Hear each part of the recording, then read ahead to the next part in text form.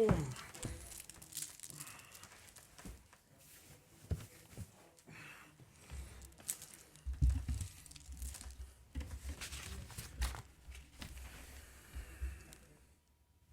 even set it up. You're so good.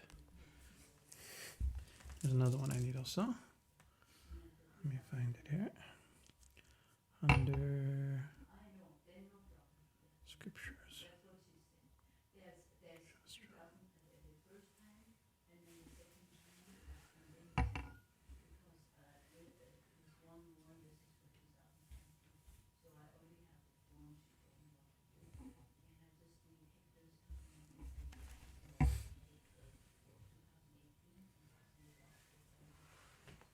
Amrita.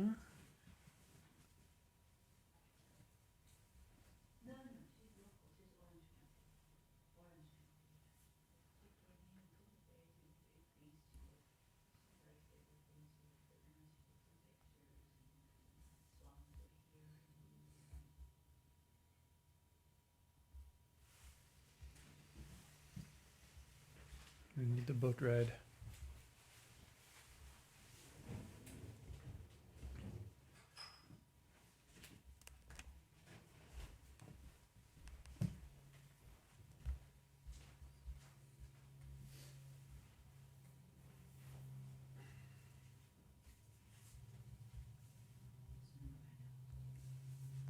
Somebody brought a lot of pineapples.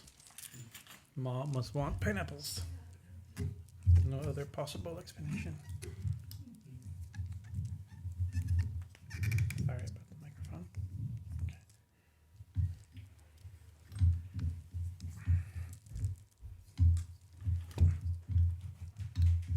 Something's wrong.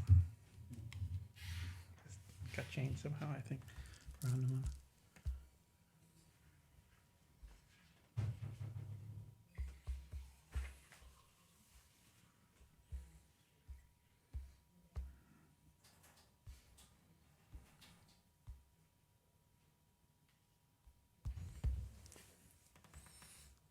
I think I have it. Sorry.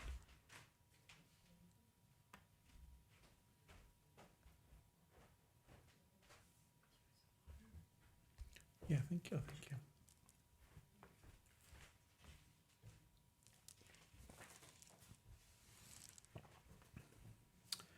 Okay.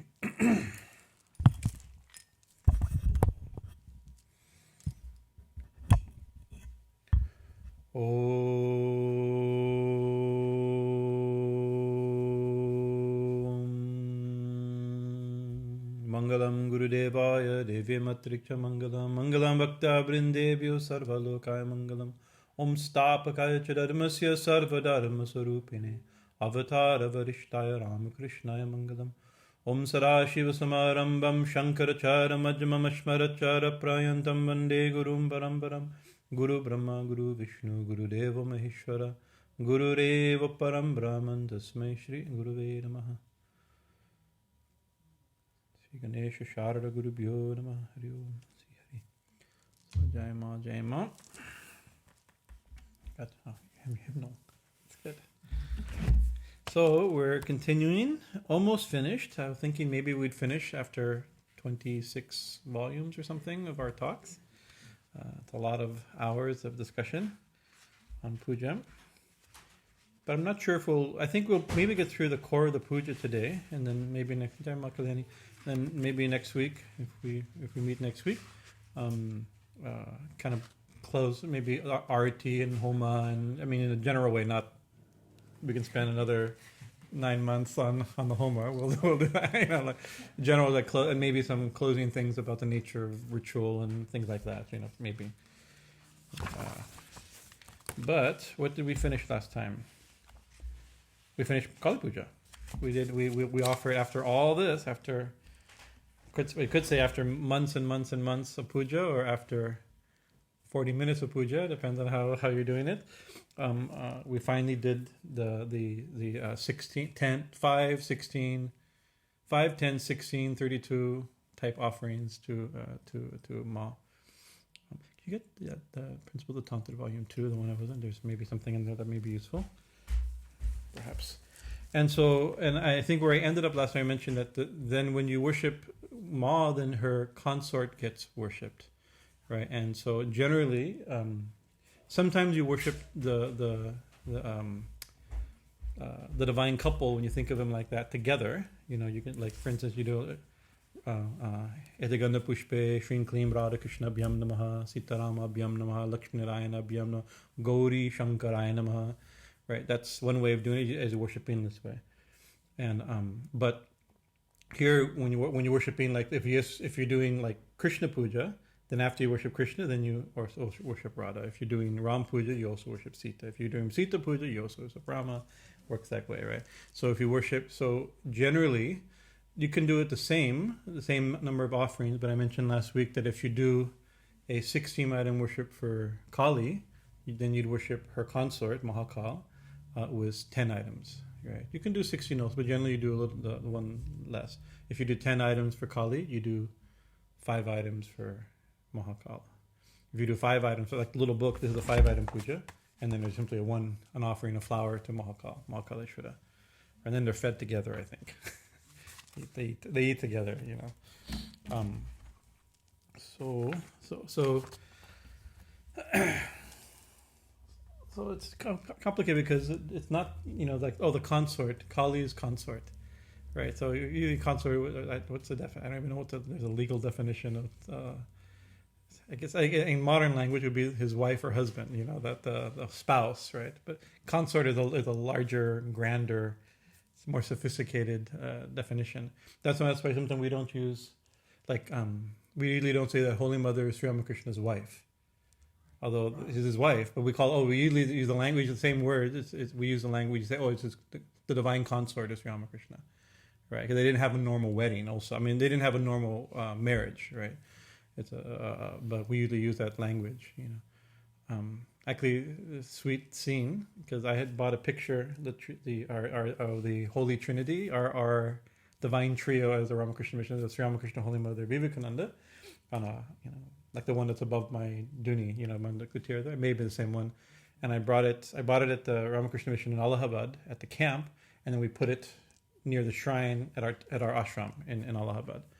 And there's a lot of new little kids, they're all young, our kids that live at the ashram. So not everybody, they're not growing up in the Ramakrishna Mission, so they know Ramakrishna, he's famous, and there's a big picture of him. There's a picture of him in the ashram, Vivekananda. But Holy Mother, this one kid had never seen, and he saw Ramakrishna and Vivekananda. But then he asked, who's that? Right? He's not, he's from a poor family. He's never been exposed. And I was trying to say, in some sort of, I don't know if I was saying or Ambikananda was saying in some broken Hindi, trying to explain, that this is, Ramakrishna, to him he knew, he said, this is his wife, I don't know what the word he used, Tri or something like, there's some word like that, right? And another little kid named Gitanand, no longer a little kid, right? He was, a little kid, he maybe about 9 or 10, and he goes like, wife, nahi, not wife, right? Bhagavan and Bhagavati. He pointed, this is God and Goddess. Like was his version of divine consort. Like this is not the normal thing. I was like, this little kid, they know more. We're trying to explain in a way that doesn't not sounding too fanatical or something. But no, he got very upset. Shut us right up. Bhagavan, Bhagavati. Okay. So in the Shakta tradition, especially in the Kali tradition, right? To say Kali is Shiva's wife is a strange thing to say, or even her consort is a strange thing to say, right? Because we were talking about this a few days ago, that with some guests we had here, that like we've talked about this also in our talks on the Chandi, that the Shaktis like Varahi and Narasinghi. Remember the Ashtamatrikas or the Matrikas, Varahi, Aindri, Kumari, Narasinghi, Varahi, Vaishnavi, Maheshwari. These are the form Chinnam. They're usually, look who's here. They're usually seen, you can see them, this is the consort of Vishnu, the consort of Narasingha, the consort of Indra. Right, but it's a big point. Actually, they're not their consort; they're their Shakti, right? And so one of the themes is that the Devi is not anyone's consort, right? She's a Shakti of all. She's the very essence of the energetic and the reality behind the energy and the reality, ontological reality behind the deity, right? So Kali is not the wife of Shiva, like we think of like Gauri and Shiva has a wife. Shiva's wife is Parvati, right? That in that way of thinking about it. But when you think of Kali, the perspective of the Shakti is so great that normal way of thinking of that way of dualistic thinking falls apart, transcended. But so Sri Ramakrishna, I was looking for this verse, I couldn't find it. But Sri Ramakrishna, in the Katamrita, there's a scene. Sri Ramakrishna is on the steamship with Keshav Chandra Sen, that famous steamship scene, and so Keshav asks Sri Ramakrishna, so how many ways does Kali play? He asks her about Kali specifically, and we've quoted these things. He says, he plays in many ways. And he mentions his Dakshina Kali and Shama Kali and Rakta Kali and Vama Kali. When we were talking about the Dakshina Kali Dhyan Mantra, we talked about them. But then he says it's Mahakali. It's Mahakali. She is united with Mahakala. Right, just a mysterious like that. I wish I had the verse, but it's very cosmic. He says, before there was anything, before there was even time and space, before there was, before there was, before there was a was, only there was Mahakala in union with Mahakali. Right, so then that gets now we're getting a little bit philosophical, so what's Mahakala? That's very hard to describe who Mahakala is. Mahakala, one definition of Mahakala is the great time.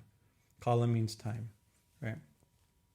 Mahakala also could be the great death, right? Mahakala, because death is the killer of us all. So often the term for time and death are the same. But she's like the great, I don't know it's very hard to explain, it's hard to even think about. But Mahakala, the great reservoir of time, of potentiality, of reality, and Mahakali, right, that's energy, that's potential, and before there was anything, before time and space, right, there's only one being, Mahakala, in union with, the thing is only one being, Mahakala in union with Mahakali. They're not two beings, right? That's the whole idea of that Shiva and Shakti, that within the one being, within the existence of the one being, there's also the potential, the energetic potential. And we've used this example before from Swami Chidananda Saraswati, the Divine Life Society. He says that if you imagine somebody sitting and meditating, quietly sitting, mind still, and you say, hey, Peter, come, dinner's ready, and you jump, and Peter, who's meditating, jumps up and runs, right? Although he was perfectly still, when somebody called, immediately he jumped up. The potential to get up and jump was there even when he wasn't moving. So before there was anything, there's only Peter, right? In union with, and his Shakti is in union with his own being, right? The being, existence, and energy are the same at that level, So that philosophy of Mahakala and Mahakali, the great time, the great existence, the great reality, and the great potential for that reality to manifest, right, is shown in this iconography of Kali on top of Shiva, standing on top of Shiva. So that form of that Kali stands on, that we call that Mahakala Bhairava, right? And so Bhairava, so it's difficult. Bhairava Bhairava means fierce. Bhairavi is a fierce goddess. Bhairava is a fierce lord, because also time is fierce, death is fierce, feared by everybody, right?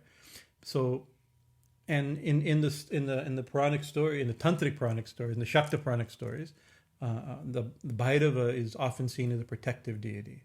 Like we have, actually, if you follow Ma's eyes through the back window, through the outside kitchen, through the outside window, there's a little shrine she can look right into his eyes, right? They call it Chetrapal Bhairava, and that's a form that sits on a dog, and he holds a club. He's the policeman, the guard of a temple. Every temple has guardian deities, but Shiva temples always have a Bhairava, and Shakti temples always have a Bhairava protecting, right? And it's said that in stories when the Shakti Pitams were created, when Ma's body and it was cut up in that ancient story of the 54 Shakti Pitams, Lord himself sent an aspect of himself to protect it, and as a Bhairava. So it's Shiva, but it's an aspect of Shiva. Shiva's anger almost, or Shiva's protective nature, a fierceness of Shiva's fierceness, right? Kshetrapal Bhairava. And he's also, very often you'll see him with a mustache. Now we're in Bengal. That's the thing, and we're not used to seeing Shiva with a mustache.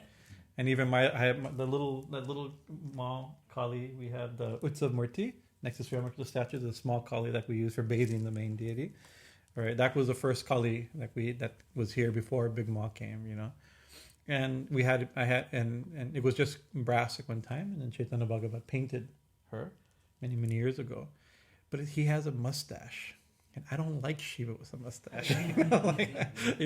So I had to paint it white so he doesn't show. Even now you don't see, I don't think his mustache is there. Maybe Jai Pradal, I think, has repainted him. I don't know if he included the mustache or not. If he did, I wouldn't look at him. I don't like the mustache on Shiva. Right? But actually in Bengal, Shiva always says the mustache shows he's married. Right? That means he's not a young man. He's not a young boy anymore. So when Shiva has a mustache, and usually in Bengal also, you'll see our Mahakala in Dakshineshwar. Right, Mahakala has a huge stomach, right?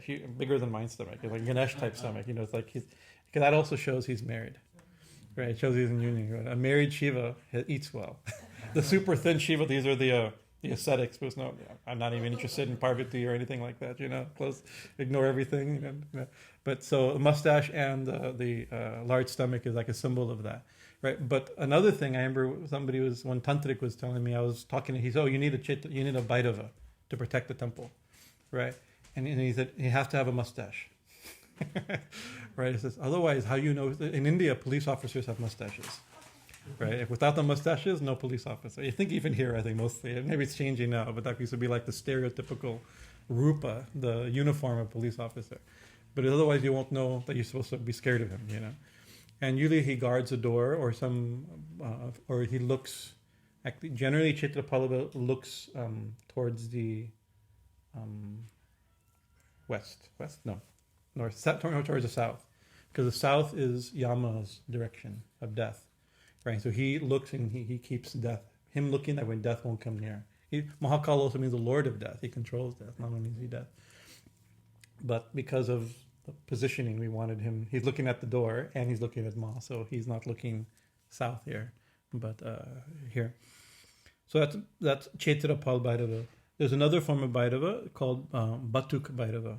Batuk Bhairava is maybe you've seen you see posters of him sometimes. He looks like a little baby. It's like a fierce Shiva little baby. And there's many stories to justify that form. There's one story that when Kali is in the stories is often when she manifests wildly. Right, she's like, and so when some cause of a demon's misbehavior elicits Kali's the response to the Divine Mother as Kali in the stories, she appears very fierce, and once fierceness is awakened, it's not easy to calm it down. Once you if you light a fire, it's hard to put out a fire. It's easy to light one, hard to put it. It's actually hard to light a fire, but even harder to put it out. The better way of saying it, right? And so there's many things when that happens. Shiva tries to control her. This gets into all kinds of gendered issues, but we're not. This is in general we're talking like this. And so some descriptions of this form of Kali stand on top of Shiva is that when that happened, Shiva laid down at her feet, and then she stepped on him and saw, oh. This is a common story in Bengal. Oh, I've stepped on my husband. Of course, she's not her husband. But she sticks out her tongue and stops until the fighting stops, or her destructive Shakti stops. So in another story, Shiva tried to do that again. Last time this happened, I laid down, and then she stepped on me, and she said, "Oh my God, I stepped on Shiva," and she stopped. So I'll do that again. And so she lay down, and this time she's about to step, and she realizes, "Oh no, that's Shiva." right? I know what he's trying to do, and she's not finished being angry. Sometimes you're angry, you don't want to be. You're just like, oh, if I talk to that person, it's going to calm me down. I'm not ready to be calmed down, So she goes around him. Right, that didn't work. So now she what to do. So he comes up to another plan, and becomes a little baby. And in the middle of this battlefield with dead bodies, the whole thing, little crying Shiva, and seeing that her maternal instinct. So you can see these are all ways of, if we analyze the story, it's a way of domesticating the uncontrollable Kali. The first as a dutiful wife, now as a loving, maturing, nurturing mother. You could see, but so this is a different tricks of Bhairava, I guess. And she sees, and oh my goodness, and she picks him up, and he's crying, cold, alone in this battlefield. So she picks him up and suckles him like that. That's Batuk Bhairava. There's another form of Bhairava called Bhikshatana Murti. That's which I have in my kutir. He's a form of Shiva that appears as a beggar, as a wild, naked beggar. And in the stories, there's 2-3 stories concerned with him. But in one of the main stories, there was a group of yogis, pundits, not yogis, but married sages that had gone in, Shiva devotees also, that had gone into the forest for tapasya, to do rituals, right? But they got lost in the rituals, right? And just the technique, the technology of the rituals. You do this ritual, you get this result, right? And when you get lost in rituals, in the technical side of it, and then your bhakti shrivels up, right? And so their hearts began to get dry as they get too much into the technology of the day, and their wives began to suffer because of the dryness of their husbands, right? So Shiva, and they're praying to Lord Shiva to help them, right, to solve this situation. And so Shiva shows up one day as a naked beggar, right? And they get they're very, and he's described as extremely beautiful, extremely handsome, like that. So there's a long, there's not the occasion to tell this story specifically, but he upsets the pundits in the forest, and they say, "Well, okay, we know rituals. Let's get rid of him. He's exciting our wives. He's naked. He's dirty, right? He's the exact opposite of our Vedic rituals, right? He represents the exact opposite of what we're trying to do here. So it's okay. We'll show him. And you do it. They swaha. They start creating, and the first thing they pull out a little demon. It says, "Kill him," right? They pull out a monster out of the fire. And so Shiva grabs him and shoves him down and steps on him. And you see the dancing form of Nataraj we have outside. He stands on there's a little dwarfy character. He has a name, I'm forgetting his name, but this is that scene actually. This is that dancing Shiva's commentary on this form of Bhairava. Right? Then it's like, that didn't work, right? So then they pull out a tiger and throw it at him out of the fire, right? And so he takes his trisho and guts it and skins the tiger. He says, "You think I'm naked? No problem. I'll wear this." And he ties it around his waist. So they throw an elephant at him. You think I'm not dressed properly? So he skins the elephant. He uses it as an upper cloth. Then they throw snakes at him, right? And he says, you guys are good Brahmins. I'm a wild boy from the forest. So he takes a snake and ties it. These are all very symbolic things also, right? We're not going fully into it. So his Brahmin thread is made of snakes like this, right? And so finally they realize what they have done and everything is rectified. But this form of the naked beggar showing up wild and unexpected and unappreciated, challenging and breaking social norms, religious norms, is called Bhikshatana Murti. Then there's the Ashtabairavas. These are all interesting. The Ashtabairavas. So we mentioned the Ashtamatrikas, who are Narashinghi, Varahi, Vaishnavi, so all these different forms. And so Narashinghi is not the consort of Narashingha, right, the man lion, right? It's the Shakti of Narashingha, right? So it's a different thing, right? It's the fierceness of Nishingadev, right, is Narashinghi. Narashingha's consort is Lakshmi, not in that story, right? So Narashinghi is not Lakshmi. It's Narashingha's real essence. She's the essence of everything, the Shakti behind everything, right? So Narashinghi's consort, if she has a consort, I'll tell you, let's see, is called Samhara Bhairava, the all-destroying form of Bhairava, right? So each of these forms, each of the matrikas of these, this is Brahmi, Maheshwari, Kumari, Vaishnavi, Varahi, Chamunda, Indrani, and Narasinghi. These are the Ashtabhairavas. Each one, their consort, if they have a consort, is a form of Bhairava, right? And these are Ashitangabairava, Ruru, which means dark-limbed, Ruru Bhairava, which means teacher, Chanda Bhairava means fierce, Krora Bhairava means angry, Unmata Bhairava means intoxicated, Kapala Bhairava means he holding a skull, Bhishana Bhairava means terrible, and Samhara Bhairava means all annihilating, right? So once again, these fierce forms of Shiva, right? But they're the consort. But in the Chandi, when who are the Bhairava, who are the Ashtamatikas fighting? Shumba, Nishumba, I think, right at that point. I think so. When Nishumba has been killed, and Shumba challenges. It says it's not fair. You're fighting with all these goddesses helping you, and I'm alone on the battle. Of course, he came with billions and millions and kotis of soldiers that she destroyed. But he challenges, all these different forms, you're not fighting fair. Right? She says, just like I'm the only one here. Just see, where is there anybody else? And all the different matrikas, they all get absorbed back into the Devi. Right? So they're all one Devi. Right? So it means all of them, their consorts are only one Bhairava. But when they're seen as separate, Varahi, Narasinghi, Aindri, they have a separate Bhairava, you could say. And they're also the Ashta Bhairavas, the 8 Bhairavas are also associated with the directions. They're protective deities also. So I'll point. Ashitangabairava, Ruru Bhairava, Chanda Bhairava, Krora Bhairava, Unmata Bhairava, Kapala Bhairava, Bhishana Bhairava, Samhara Bhairava. These are the 8 directions, right? And they're meditated on in union with their Shaktis. So just like Ma's in union with Shiva, so they're also in union with their particular Shaktis. Brahmi, Maheshwari, Kamari, Vaishnavi, Varahi, Chamunda, Indrani, and Narasinghi. Right? And each one has a dhyan mantra, just like we've talked about these dhyan mantras, that describes their form. Each one's a little different. Each of their mantras are different. Their mula mantras, pranam mantras, and dhyan mantras. But each of the dhyan mantras have some shared. They all say there's one line that's in each one of them.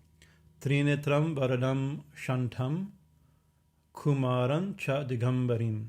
With 3 eyes, granting blessings, peaceful, even though they're described as destroying the world, they're also seen as peaceful. Because Shiva is both peaceful and fierce, right? Useful and naked, digambara. So this is also quality. Usually Bhairava is always seen as a naked deity, right? Because it's like Kali is also, we dress them, right? Out of affection, out of tradition, and also feeling like the mother and the goddess and the queen, like this is the way it's worshipped in temples. But her dhyan mantra, Digambari, Mahish, it all has, we've talked about this already, what that means, that she's unbounded, uncontrollable, infinite, all-pervading, like this. So Bhairava is the same, is always seen as unbounded. And there's a hymn by Adi Shankara, attributed to Adi Shankara, Kashi. There's the famous Bhairava in Kashi Vishwan, attached to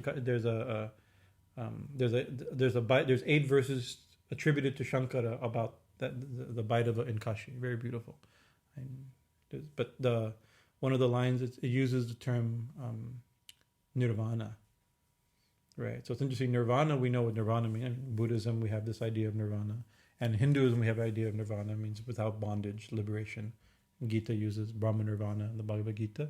But Nirvana also means naked, because without bonds, uncovered, unlimited. Because the nakedness of Shiva or Bhairava, it means unlimited.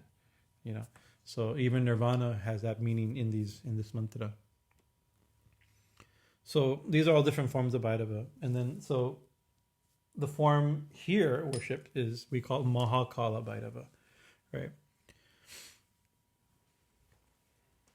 Shava Rupa Mahadevo Hridayo Parisamstitam. This is a verse in the Kali Dhyan Mantra we discussed, right? She stands or sits upon the heart of Mahadeva who lies like a corpse, right? We've given lots of talks here, and we've out at the Duni on the 1,000 Names of Kali discussions.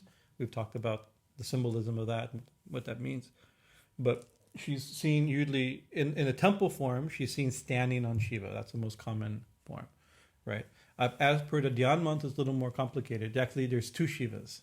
She's in union, sexual union with Shiva, right?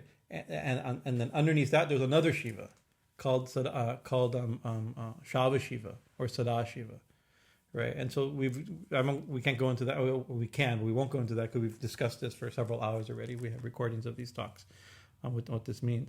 But the simple thing we could think as a tantric yogic interpretation which we discussed before, if you think of the normal abode of Kali is at the base of the spine as Kundalini in the yogic interpretation, esoteric yogic interpretation, and Shiva lives on Mount Kailash on the top of the head, right?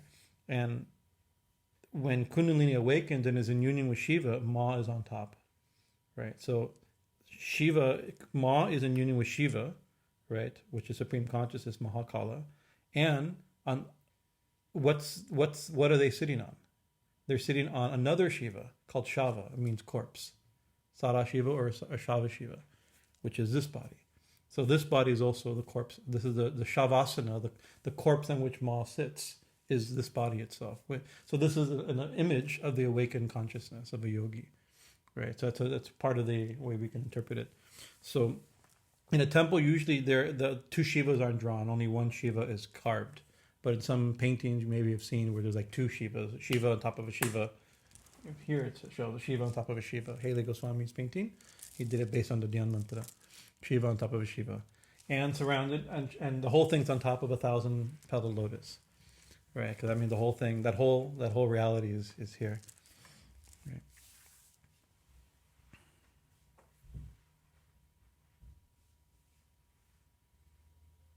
I wrote here, it says, to a yogi, this represents a union of the individual soul with the divine, the truly awakened Kundalini, and our corresponding fully awakened consciousness. So I have a fault here, is I don't have, so in all this types of pujas, all the stages of the puja, we do a Dhyan Mantra, then we hold a flower in Pranam Mudra, we chant a Dhyan Mantra, and then we do a 5-item or 10-item worship, and then we do Pranam Mantra.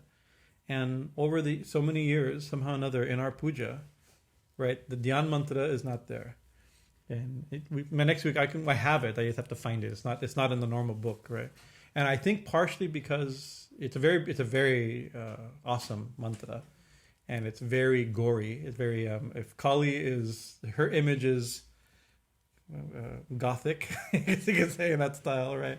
Mahakala is up another notch, right? And but when we first had it, we didn't have a translation. This is like 25 years ago, right? And we didn't chant things we didn't know what they mean, right? And so as our puja books got reprinted on ourselves and like that, someone either got left out or got purposely left out or accidentally left out. So we need to add it again, and we're actually. Rishi is the one who has to add. You need to add the Bhairava Dhyan Mantra. Okay. He's the guy. You have to find the Bhairava Dhyan Mantra. Right. I have a copy of it. I just have to we have to translate it. But it's sufficiently fierce, we'll just say that. But so ideally meditating on Mahakaleshwara, Mahakala Bhairava, then offering the flower. And then we do the 5-item worship. And his Mula Mantra is super cool.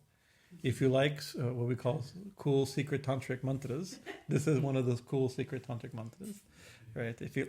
I like cool secret tantric mantras. I think most people here also in that category of like cool secret. This is a really cool one, and it has all kinds of actually the line of Bij mantras is very interesting, right? We can't go into it, but there a lot of them have to do are dealing with the elements. So Mahakala is the embodiment of all the elements, or each of the elements dealing with a chakra. So it's Shiva moving up. As Shakti moves through the chakra, it goes up the elements and things like that. So the first and the main Bij mantra is Hum. We've talked about this Hum. It's a very fierce, fiery mantra, right? So when Shiva opens his eyes and burns Kamadev, it goes Hum and burns him to ash, right? Kali or Devi in the Chandi, millions and millions of demons attack, and she goes Hum when they get burned to ash. So it's a very fiery mantra, right? So it starts as Om Hum and Shraung. Shraung is a mantra that has, well, each syllable has a meaning, but it's connected also to Nishingadev. It's a if you analyze the syllables, it has to do with his teeth and his fangs. It's like this, like that.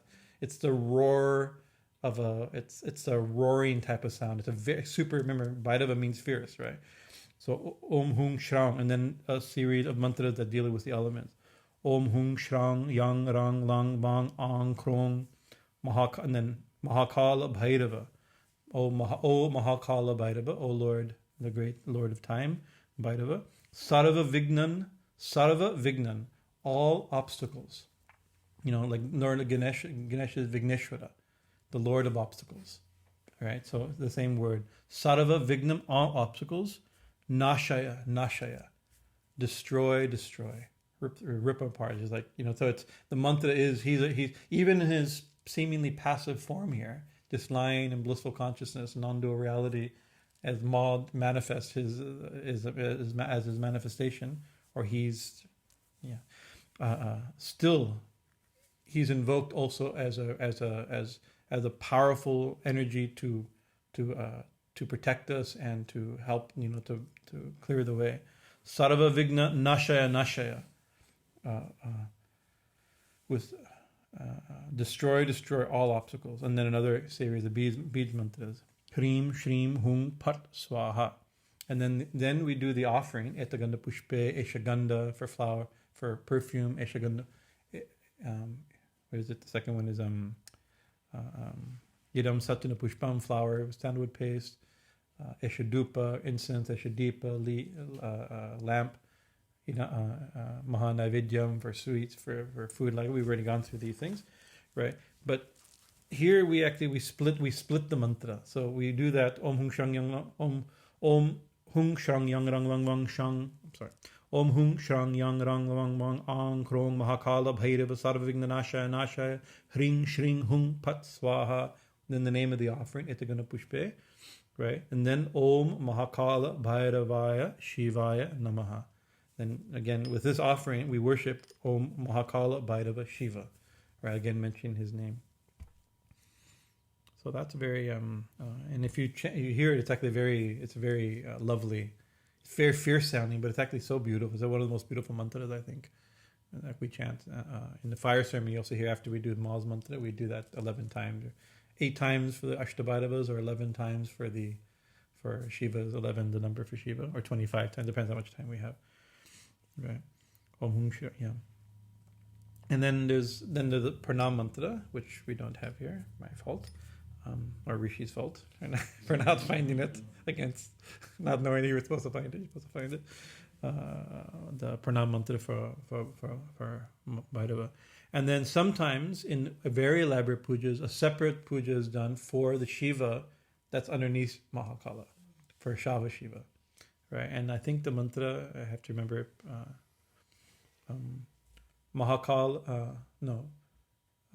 Shava Shiva Mahapreta Padmasanaya Namaha.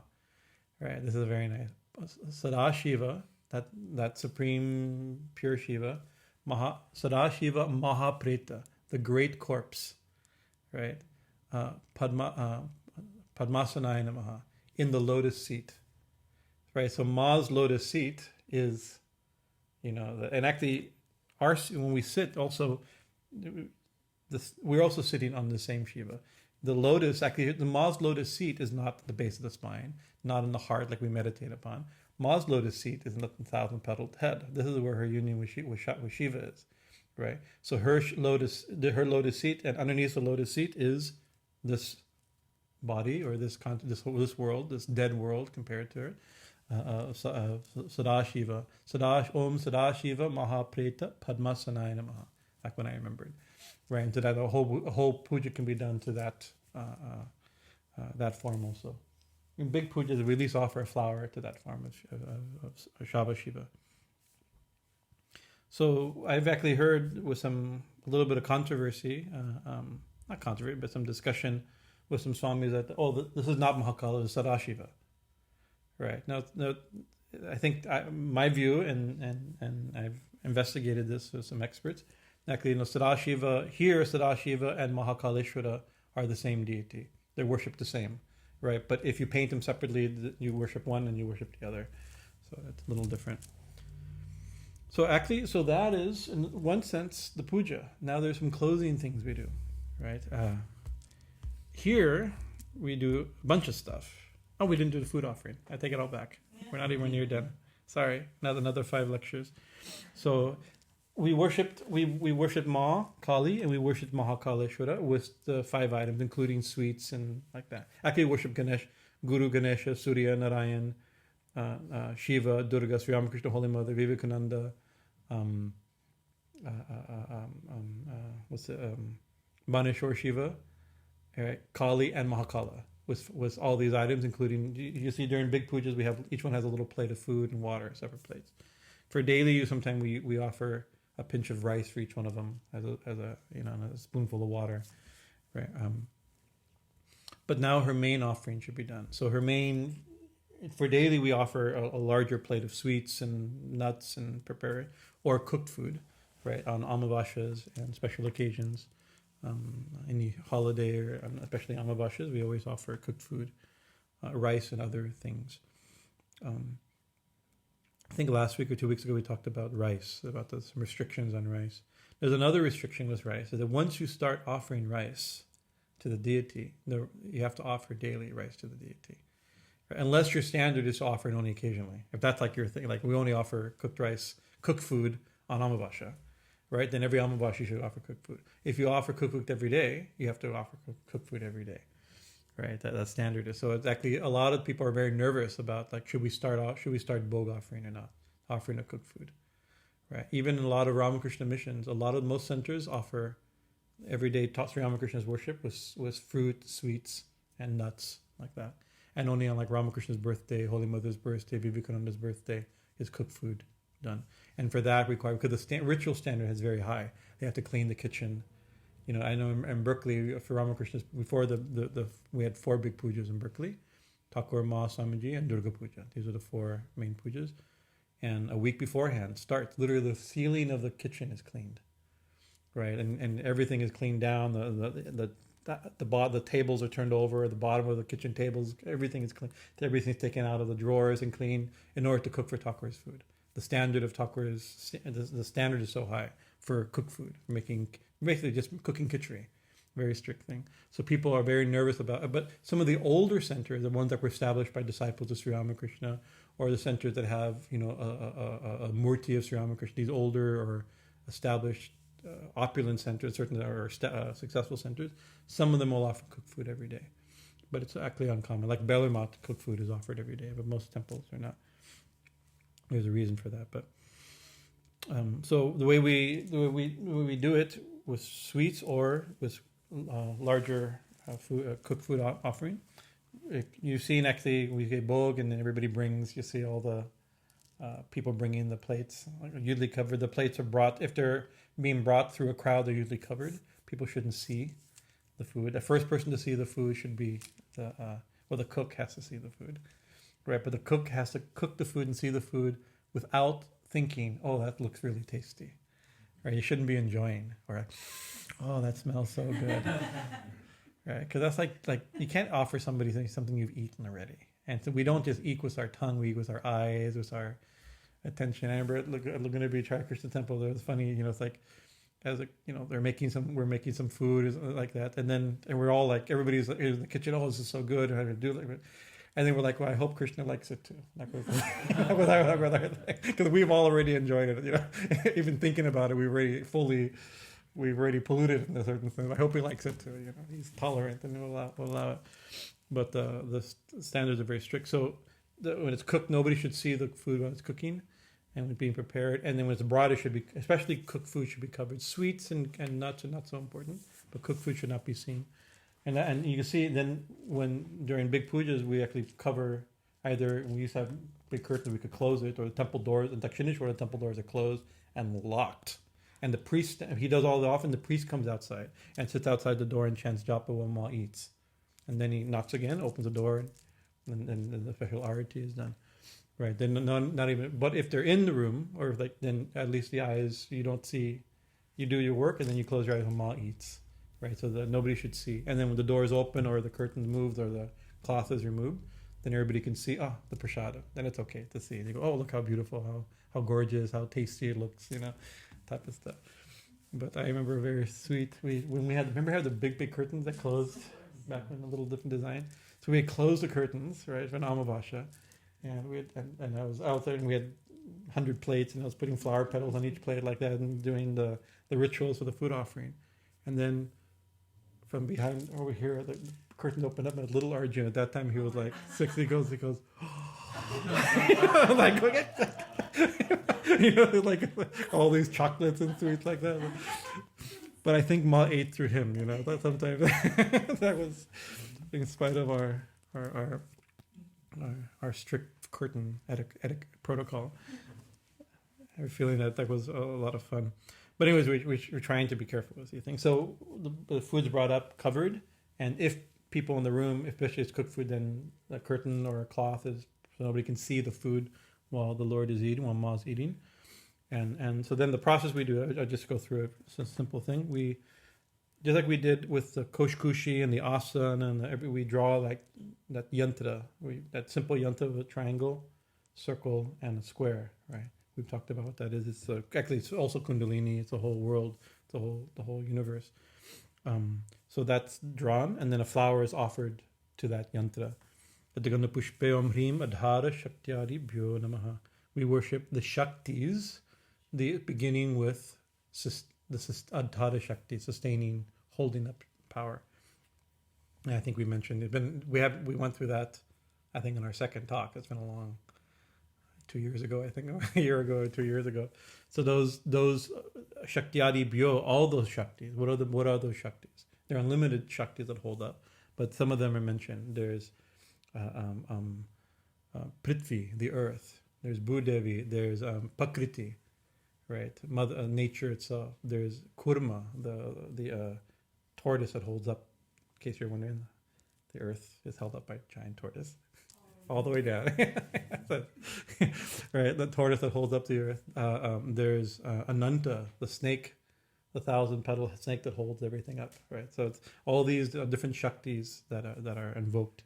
We worship them all together, all the sustaining Shaktis, right? But also, to go back to 2 years ago, a year and a half ago, our talks, that yantra is that the square that we draw is the Muladhara Chakra at the base of the spine.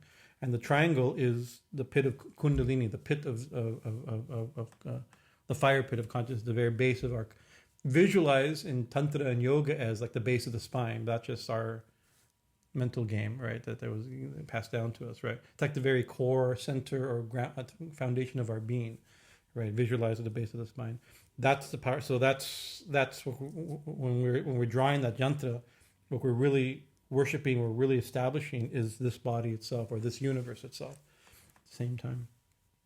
So we draw that yantra, offer a flower, worship that power, the sustaining power behind everything.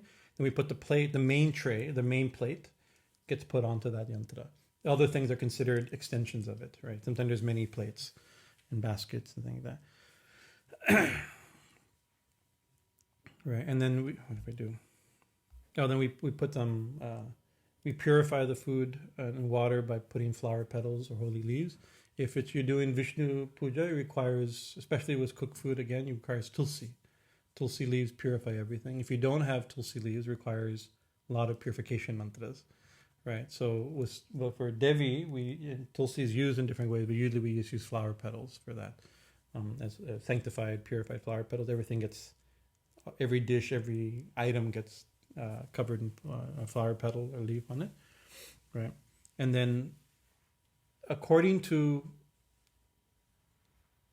how cooked the food is, like whether it's grains and like that, the grains require an extra level of purification. And we talked about why grains hold vibration. We mentioned yogis. I think I mentioned, but I never developed it. As I always do, I lose my train of thought and I went to a different point. That yogis are careful about grains. We started to talk about that, right? And like generally in temples, we're not strict. People bring rice and we offer it. Mama, it's up to her. She can see the rice. She can eat it if she likes it. And I offer people's devotion, and they work so hard. And we assuming they clean their kitchen, they didn't taste the food, they're using pots that didn't have meat in them. Who knows? Most people we know, they know our standards, and most of these, South Indian, Brahmin, Hindu wives, they know the standards, right, of a temple. But who knows? It's not. Did a dog look at it? Do they have a cat in the house? Who knows? All the old standards can't be followed. But anyways, when everything comes with Ma, you look. If you want to eat it, you eat it. But if nothing else, you please accept your devotion. That's our thing. But when we cook very strictly. We bathe. Kitchen's clean. Especially with grains, because the consciousness goes into grains. Grains hold. I think we started talking about the kalasham, about the pots on top of the temple that are full of grains that hold the tensional vibration. That's what started the conversation. But I've seen many yogis, many devotees, when they have to go out and eat outside, right? Then what they'll do, they'll eat they order the best they can when we go out. Sometimes we go out. Sometimes we have to go out. We have to eat outside. Sometimes also we kind of like to go out. That's our problem. Sri Ramakrishna didn't like people eating out. He said, cook your own food and eat it. That was Sri Ramakrishna's simple rule. He didn't like, especially in restaurants, things like that. He didn't like. That food is impure. Right? Cook your own food and eat it. Or beg it. Begged food's always. He said, food that's got by begging, by bhiksha, is always pure. That's always pure, he said. And also, food cooked by devotees is also pure. So if a devotee cooks your food, that's pure. But restaurants, not always devotees in restaurants, But anyways, so I know some people that what they do, they'll order food. They have to eat like that, but they won't order rice. They avoid grains, right? Because the rice will hold the vibration of the cook and all the stages. And that one may affect the other food. It doesn't hold the same vibration, because in kind of the yogic sensitivity, what we call the vibrational hygiene, right? We kind of think like this, right? There's a more concern about who cooks your food than what your food is, right? And you can see, we're vegetarian. We encourage you to be vegetarian, of course, right? But it's like you can have a pure, clean vegetarian dish that's not clean and not pure. That's sold to you, and the person didn't like you when they cooked for it. It's all a business transaction, and it's like and then like your mom, your grandmother can make you, not to say, but make you some like meatball spaghetti or something that's full of love. The ingredient's not pure. I'm not justifying it, but this is just an example. You can taste the love in it, though. You can see the love in it, right? Maybe not so. Not justifying, not encouraging you to eat meatball spaghetti, but that's the thing. But the person who cooks it is almost more. The consciousness of the person who's cooking it is very, very important. So we try to be careful. And then another, we were thinking the other day, Abbot George. We brought him up a few times in the last couple of days. They like to go out also, but they're also really concerned about vibration and food. They know the rules, right, and the standards, right. So they had the thing that they had a container of salt, that blessed salt, right? That they had done proper, as bishops and priests, they could do that, And then when they go out, they when the restaurant, every dish gets sprinkled with the salt. They said salt will break. Like we use salt to purify things, purify crystals. We use it this way. It's a purifying substance. By blessed salt. And for a long time I did that. We kept one of the things we had in our bag here, was a little container, a little om thing with some blessed salt in it that we'd offer to Ma, And then maybe it's nothing, but maybe Sri Ramakrishna said purity is in the mind, impurity is in the mind, ultimately, right? And so by doing this, you think it's pure. And if you think it's pure, it's pure. That could be that also. Maybe the blessed salt has a power and breaks the connections. But this is about eating in restaurants. But here we do extra things to purify. The reason I'm bringing this up because there's all these mantras to purify, lots of sprinkling and chanting and hums and pats, especially, and mudras to purify rice. Right, if we start Om Am Hum Pat Swaha, this is the first mantra. Om Am Hum Pat Swaha. We mentioned that Om Am Hum Pat Swaha a year ago. Om Hum Pat Swaha, a way of purifying. We use it when we do it as a total consecration of our body, of our mind, of our words. The she's. So similarly, the same thing is done to the food, because the food also has external. Has different bodies also. So it's like we have 5 bodies. Let's say what we eat also has 5 bodies. The food we offer also has these 5 bodies. They're all purified. Just sprinkling it again and again. Om Am Hum Pat Swaha. Right.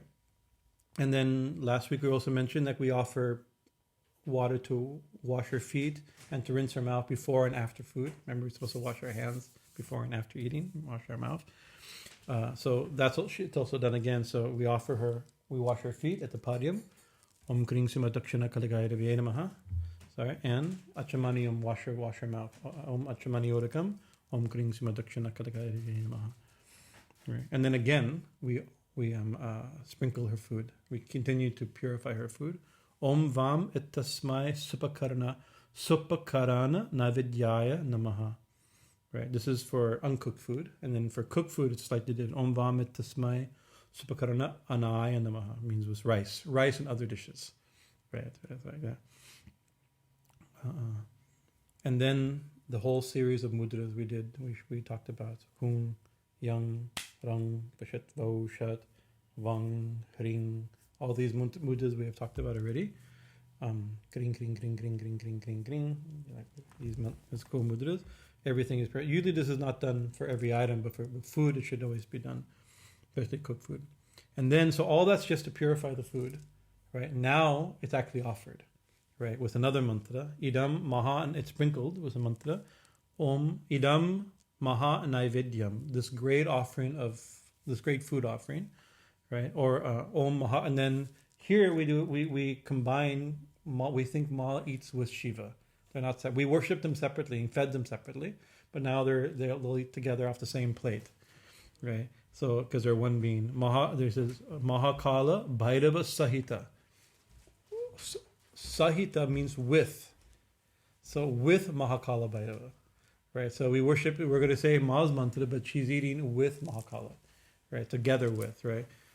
Ida Maha Naivedyam Om Mahakala Bhairava Sahitaya Om Hrim Krim Sima Dakshina Kalikaya Devye Namaha. Right? We worship the divine Dakshina Kali along with Mahakala Bhairava Sahita. And then Om Amritam Maha Navedyami Navedyami Namaha. Means with this nectar, how do I translate it? We worship the nectar like great offering of food, right? And we do, and then we use this Dhenu Mudra we've talked about. This turns everything to nectar. This is the nectar making mudra, right? So what we're really offering is nectar, right? We're also like infusing it with nectar to purify it, or we're also transforming it to nectar, because Ma doesn't need rice, right? So obviously I think she needed pineapples. Ma get 7 pineapples, I think. 9 pineapples. It was an interesting thing. Somebody came, bags of pineapples. That was Ma's offering. He said Ma wanted pomegranates, but they're out of season, so she brought pineapples. Sounds, I think, similar. But so Ma, I take it back. Ma wants pineapples, but what Ma wants is Amrita. And so where is the Amrita? Remember when we did the Dhyan, when we did the Manasa Puja, the internal meditation on Kali, the internal worship of Kali, right? We went in the water, we washed her feet, we rinsed her mouth, we bathed her with which water? Anybody remember?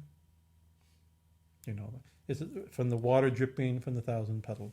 Right, from the union of Shiva and Shakti, there's Amrita always dripping from this is the water that we really, although we're bathing her externally, this is the water we're bathing her with, right? So similarly, what we're offering her is not rice and sabji and pakoras and all those wonderful things, right?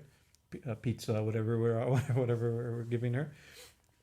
We're offering Amrita, right? So really what we're offering, these are all very internal, we're doing it externally, but these are external, they have a correspondence with very deep things, right? The Devi we worship internally, we've already awoken her within, if we've done the puja correctly.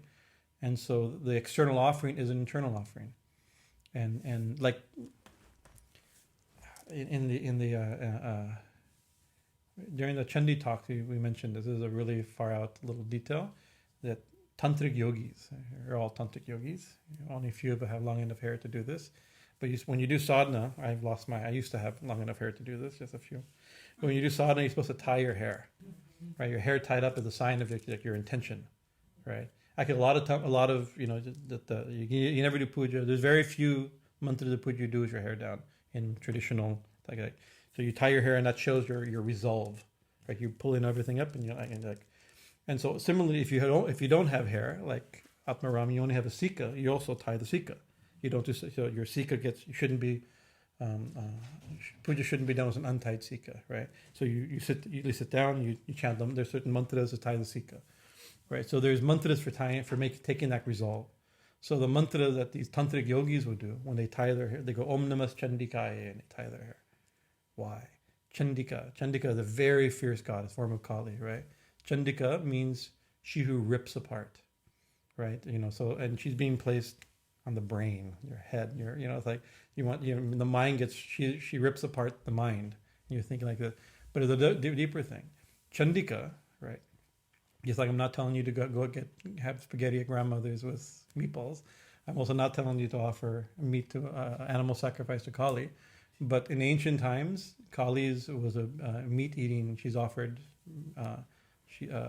Chandika especially is offered animal sacrifice internally by yogis, externally, and by others, right? But what is that meat that we offer her? We put her here. This body is her food. So she rips apart the mind and eats body consciousness, right? So this is the Chandika.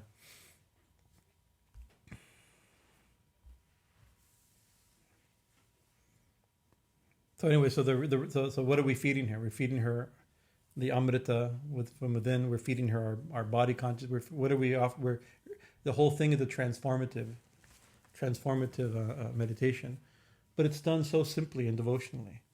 Right, because it has so much meaning. We've only given a fraction of some level of meaning, and actually only a fraction of the possible meaning of every aspect of the puja, right, including the offerings, right. But it's more than sufficient, because when we're doing the puja, we don't think of any of this stuff. When we sit here talking, we can keep talking about this stuff, right, for months more, right. But it's actually so simple. It's like Ma. Look, the devotees brought you some sweets. Please eat. Oh, Ma looks hungry. Somebody brought her pineapples, right? So it's such a simple act, but it's profound on so many levels, super profound. So there's you can keep doing more and more purification mantras. There's one mantra which I don't have the proper translation of, but it's a mantra that it says, invoking this Denu Mudra, I'm turning you into nectar, invoking nectar into you with different mantras. Om Kleen Kamadugya Moge Varadavichis Puris Purishim Parashimiti Kamadenu Vidraya Denu Mudraya Amritikrita Om Burvaswa, and it goes Gayatri mantra is chanted and different things like that to transform like that. So then how do we eat? How does Ma eat? It's all about Amrita. The food's been transformed into Amrita, and it's also going to be given on a plate of Amrita with a covering of Amrita. Right, so we have to give the bottom plate. The real plate is also Amrita. So, and we do this by taking a little water in our hand, and we did this once before called Goyoni Mudra, where we did to purify the earth. We took water in this mudra and we let it drop. Goyoni means it's the urine of a cow. So it's cow purifies the cow urine purifies everything. So we offer. I'm sorry, no, I got ahead of time. We do Grasa Mudra. This is a Grasa Mudra. We take Om Amrito Pastramasi Swaha. May this, meaning nectar or water, be a bed of nectar. So we do it, then we pour it on the ground and near the food, or in the offering bowl like that. Right. That's so we're before feeding her, we're not just a silver plate or a little metal plate with food. We're doing something deeper than this.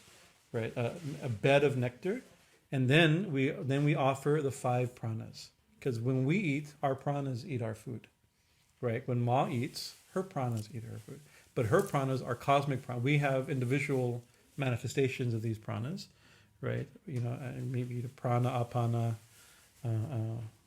Vyana, Udana, Samyam, Samana.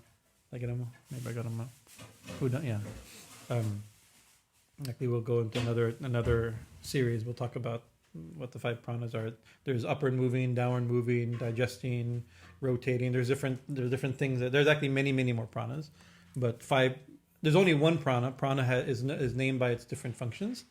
Okay, are named by its functions. So how it works in the body. So this is at the Ma's cosmic body. So we make a bed of nectar, and then we put some water, and then we're offering her the pranas for her to digest her food. These are cosmic pranas, though, and they're done with the mantra invoking the prana, as well as the mudra that invokes the prana. Each movement of the prana has a mudra. Om pranaya swaha. This is the prana mudra. Apanaya swaha. Vyanaya swaha. Udanaya swaha. Samanaya swaha. These are the 5 mudras.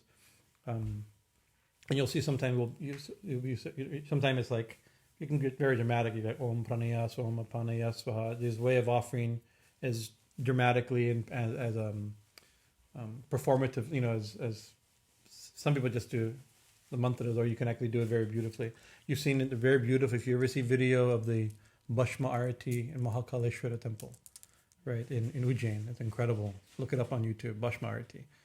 They bathe him at 4 a.m. with ash from the recent cremation the night before, really quite something. But the puja is done spectacularly, right? The pujaris are extremely gifted, right, and so expressive and devotional. And when they feed, when they bring his food in, and the way each prana is taken and like brought to his mouth. Each item is, the essence of the item is brought to pranas. Each item with different mantras, and you can see him like being like the priest, even though he's not touching anything. He's like, but you can see him like hand feeding, and you see it. I mean, if you just look it up, you can look. It's so beautiful. At the Mahakaleshwara temple, it's Mahakal, the great time, Mahakaleshwara temple in Ujjain. Om pranaya swaha, like that, and Om brahmane swaha. So, with that, we've given her a plate of nectar. We've then offered her the 5 pranas, and now she can eat. So while she's eating, you close your eyes and you chant, because she's eating. Devotionally we think, we don't want to interrupt her. We'll chant, do a japa while Ma eats. Right. Internally, our mantra is what we're feeding her. We're feeding her our attention. We're feeding her devotion. We're feeding her, our chitta, everything. We by purifying it, so we chant appropriate mantra, whatever the mantra is being used. Right. When the appropriate time, 108 mantras, or whatever the period of time is done, then I mentioned we did the offering with a plate of nectar and covering of nectar. Now we do the covering of nectar. Next we do the Goyoni Mudra. Om Krim Amritapi Dhanamasi Swaha. May this water or nectar be a covering of nectar. So now you've done the whole thing, right? And then we offer. Then we also give her a glass of water. Sometimes the water is offered along with the food. Idam panardodakam. This is drinking water. Om Mahakala Bhairava Sahita. Om Kring Simatakshana Kadagaya Devyerma Madhye Maj Amritam Paniyam Samarpayami. We offer this water. So Ma's eaten and drank, and now again we wash her feet and rinse her mouth. Etapadyam Om Kring Simatakshana Kadagaya Devyerma Idam Punar Achamaniyorakam. The second washing of the mouth, we rinse her mouth again. Dakshana Kadagaya Devyerma. So that's actually pretty much she gets the 16 item and with food, and then there's a few other mantras. Who wrote what's his name? The Agora book, that Ayurvedic doctor, Sarboda. In one article, he knows a lot about pujas and stuff like that. He mentioned that all this stuff we're building. It's getting heat. You're building a huge fire, right? You need to cool down. Right, so the puja is like, okay, get up. It's like there's other things to kind of have to bring everything back down again. You have to cool it back down again. So there's other offerings that are done, and Japa is offered, and it's maybe sometimes on second decoration of garlands that can be offered. So here we also offer. There's 3 or 4 other flowers that are offered. One is a flower representing everything else. Like we've offered, 16 items and food and all this stuff, nectar and our body consciousness and our brain, the whole thing, everything. Hopefully, Ma's eaten everything. But what if there's something else she wants? Actually, we want not something else she wants, everything else. We want to offer everything, and the word for everything is sarvam, right? So idam sarvam, with this offering of everything, right? Everything else or everything. Both. We offer a flower, or handfuls of flowers can be offered again, but usually that's is offered, and then there's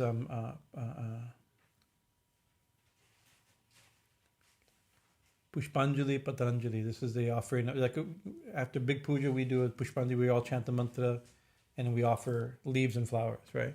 So that's done as this part of the puja. The pujari can also do it.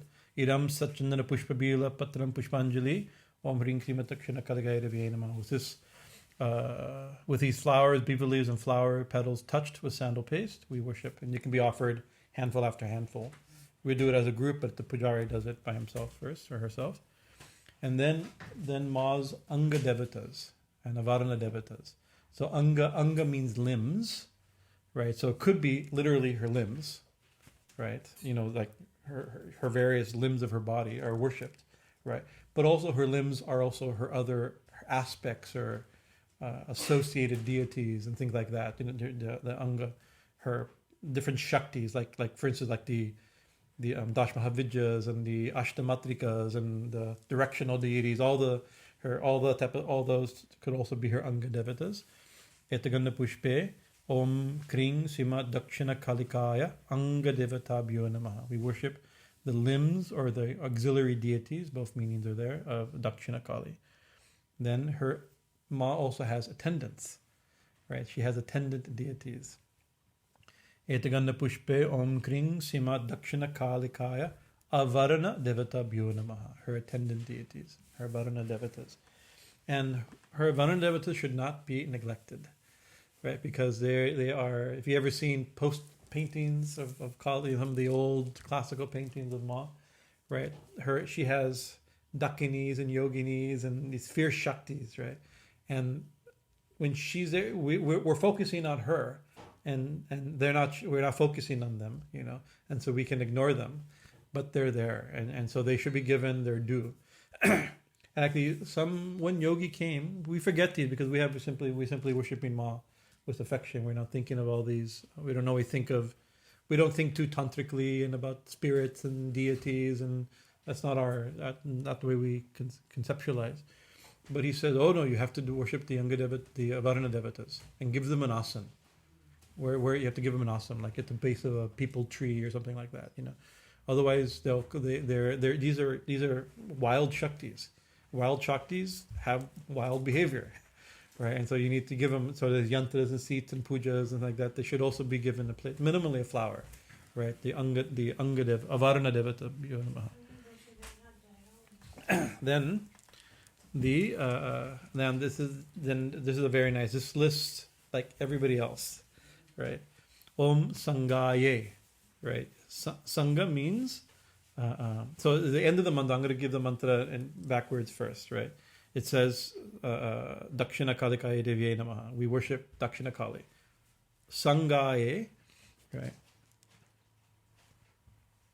Along with, right? So Asangaye means along with. Savaranaye. So along with her attendants, her associates. Sayudaye, her associates, her attendants, her army, right? Ma has armies, right? Her army gets worship. Army. Saparivaha Saparivaraye, parivar, her family. That means so her army, her attendants, her associates, her army, her family. Who's her family? Ganesha, Kartikeya, Shiva, the whole family, right? Her sisters, Saraswati, Lakshmi, whatever you want to think of it, right? So Vahana, her Vahana, Vahana is a vehicle, her vehicle. Who's Kali's vehicle? Of course, we have usually see Devi rides a lion, Shimhavahini, or a tiger, right? We have a liger. It's a striped tiger. It's a hybrid. Ma drives a hybrid. It's a modern girl, right? But actually, this Savahanaye, her attendants, her all of them have vehicles. Her army, her family. So it's not just the lion; it's also the peacock, the swan, the mouse, the eagle. All the different vahanas are also invoked, and during this part of the puja. Savahanaye, Sri Mahakala Bhairava Sahitaye, and Mahakala Bhairava, her husband, her consort. Om Kring Sima Dakshina Kalagaye Devi Namaha, Sri Parukam Pujayami Tarpayami Namaha. With worshipping all of them, the full picture. Ma with Shiva, her family, her army, her vehicles, the full thing. We're offering flowers and water at their feet, at all their feet. We're worshiping everybody. It's a very complete thing. I have 1 minute. Then another offering is Japa, right? Because of course Japa is the main. Actually, Japa is really the main. Actually, our Japa tradition is that puja is done after Diksha, right? It says in a mantra, the Shankaracharya has a mantra that says, be initiated into one mantra, one has the right to chant all mantras. This doesn't mean that you just now go Google it and just chant mantras. Meaning, but the Diksha into one particular mantra, now you have Diksha, right? That changes something, right? Awakens that mantra, but also changes something in your body and your consciousness. Holy Mother said like that. The body changes, it becomes pure in a certain way. Now, the puja takes life. All the other mantras become living because of your japa. Your japa of your mantra is the heart and soul of all the mantras, right? So that's really the main offering. And actually, we've taken months and months and months to go through the puja, or it takes an hour or 3 hours to go through to perform the puja, right? Or you can just, if you have the mind consciousness, if you chant your mantra, it's all there. All these mantras are there, right? Every mantra is there. Every ritual, every philosophy, everything. The full thing is there in every repetition of the mantra. But we don't see it, and we also like to bring all these things out. It's there's joy in it also, but the main offering really is a mantra. And by chanting our one mantra, we're offering all the mantras. So all the things we've chanted, all the mantras we've done, may all these mantras we've chanted, the hymn will say that I've chanted in secret, right? So actually, these mantras we've chanted out loud, but the Ishta mantra or the Diksha mantra we've chanted in secret. So all these mantras are the external forms of the Ishta mantra or the Diksha mantra. So we hold a little water and we chant the mantra 10 times, 20 times, something like that, right? And then usually we offer it to Ma's left hand, right? We kind of think it's offered this way. Om Guyati Guyagopri Tvam Griha Nasmat Kritam Japam Siddhir Bhavatu Me Devi Tat Prasadan Maheshwari. If it's a male D, Tat Prasadan Maheshwara, the same mantra is there. Guyati Guyagopritvam. Oh, secret of secrets. You are the most secret. Ma is the most secret. She's sitting here, but she's the most secret. She's the most hidden, actually. Oh, secret of secrets and keeper of all secrets. Right? Please accept the mantras we have chanted in secret. That's a beautiful thing, right? So the mantra, you are the most secret, you're the keeper of secret, and the mantras I have chanted also in secret, you please accept these mantras. O Supreme Goddess, and mercifully allow us to attain siddhi, perfection, which means the siddhi of the mantra, the purpose of the puja, or just our own spiritual goal. May the purpose of this puja be satisfied. You please accept the mantras I chanted, secretly as well as out loud, right? And please accept and accept. So I think there's a few. The final part of the puja is the Pranam Mantra and the salutation mantras for Kali, but those are so beautiful they require their own. I think it says that the entire philosophy of Shaktism is included in these 3 Sarva Mangala Mangalye verses, right? So they require at least a little bit more discussion than I'm already 3 minutes over than the negative 3 minutes. So we won't go into it. Won't go that. And then the final thing is that the asking forgiveness for any mistakes. That's always done. I have to, even after our talks, we ask forgiveness for the mistakes from you and from Ma. And then Arati. We can talk about Arati and a few other things. And I think next week we can close. Like we slowly commented out. We can close it all up, pack it all up tomorrow. Next week, and then I don't know what we're going to talk about after this. It's been a long journey.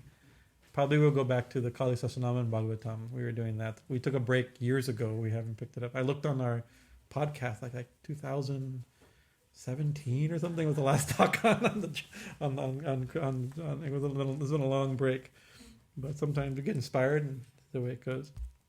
Any questions or comments? Hopefully not, because it's RT time. And so thank you very much for your kind attention. And this has been a wonderful adventure.